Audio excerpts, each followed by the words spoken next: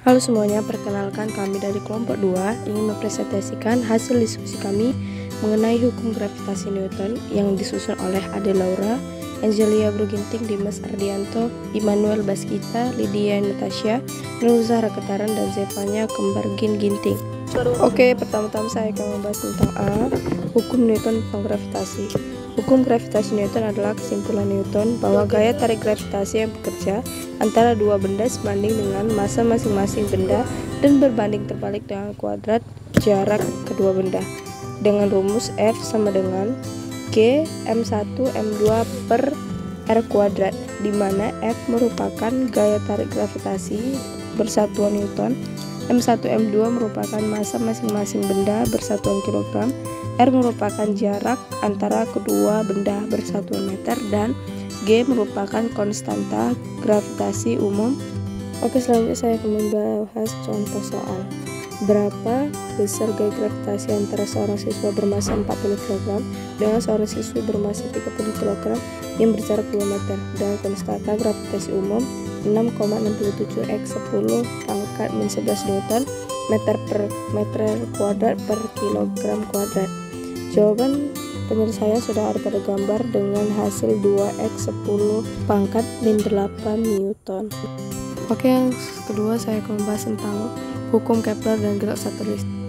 Hukum Kepler merupakan hukum yang mempelajari tentang pergerakan planet di luar angkasa.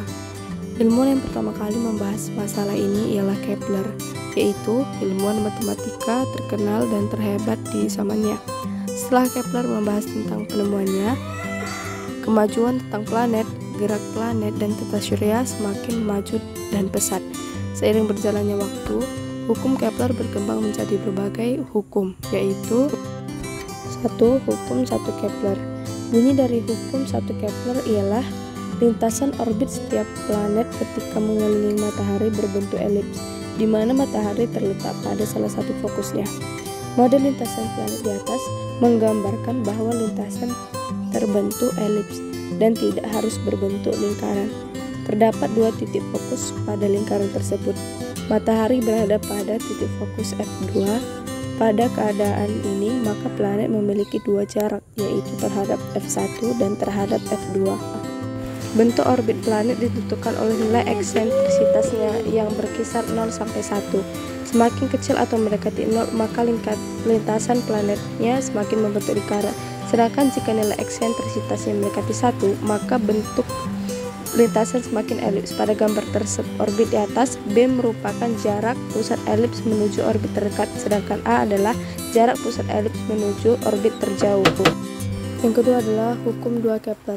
Bunyi dari hukum 2 Kepler adalah garis yang menghubungkan planet dan matahari selalu menyapu luas daerah yang sama pada selang waktu yang sama.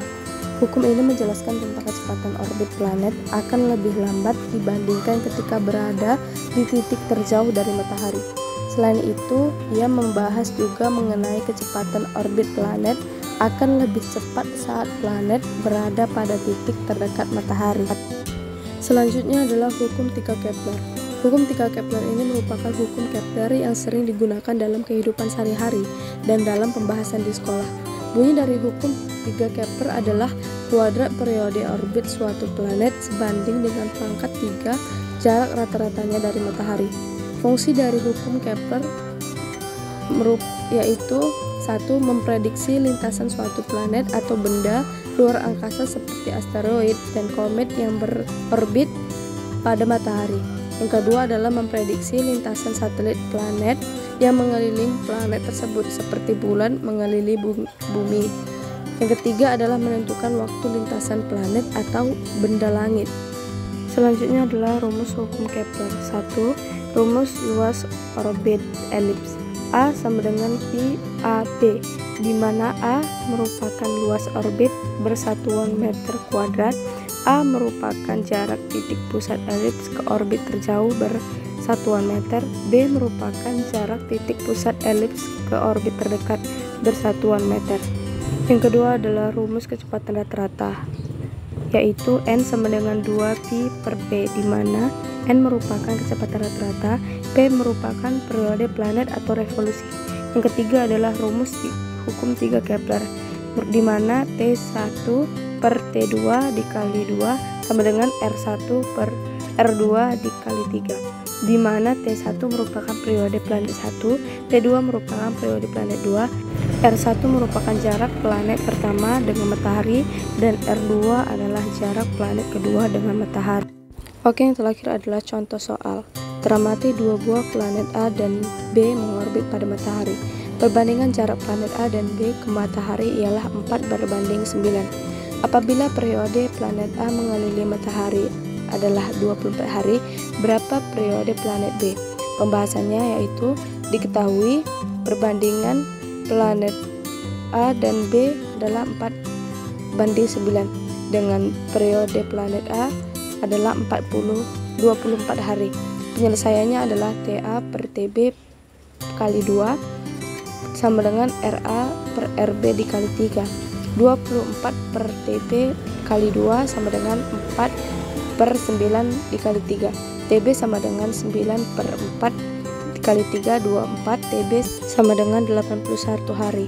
Jadi periode planet B terhadap matahari adalah 81 hari. Oke, sekian hasil presentasi kami hari ini. Saya ucapkan terima kasih.